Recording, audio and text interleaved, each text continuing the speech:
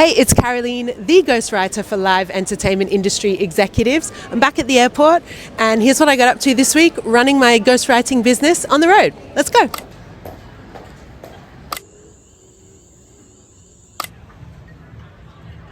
So this setting is a little different. I am in a random hotel room once again after another 20 hours or so of flying. And the video is going to be quite short because this week was a complete write-off. I was home in Australia. My parents live there. I was visiting them. I was visiting my family. And I had lots of things planned, both for work and for personal. And I ended up sick in bed the entire time. I barely even left the bed. And so this was basically a week of just me surviving.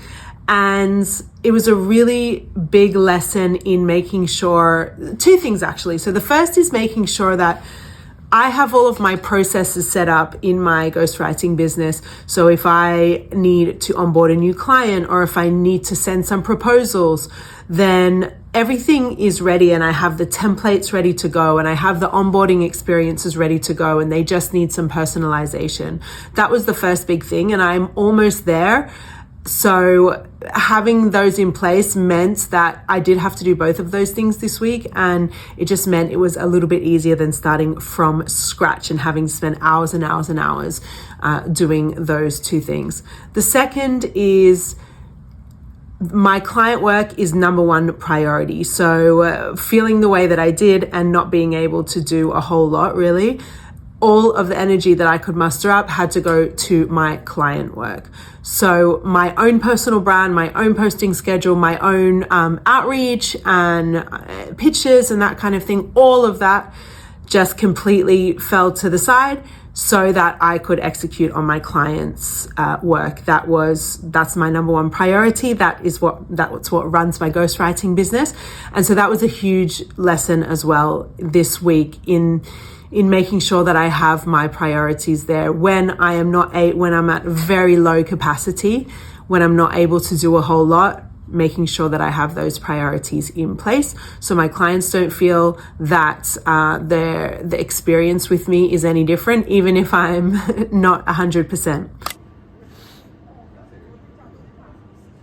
While I have been traveling and while I've been very sick and haven't been able to work on my own content, I've relied heavily on repurposing old LinkedIn posts. Or I say old, they could just be a couple months old, but posts that I've already published, I have either just done a straight copy paste or I have tweaked maybe the hook or some of the content.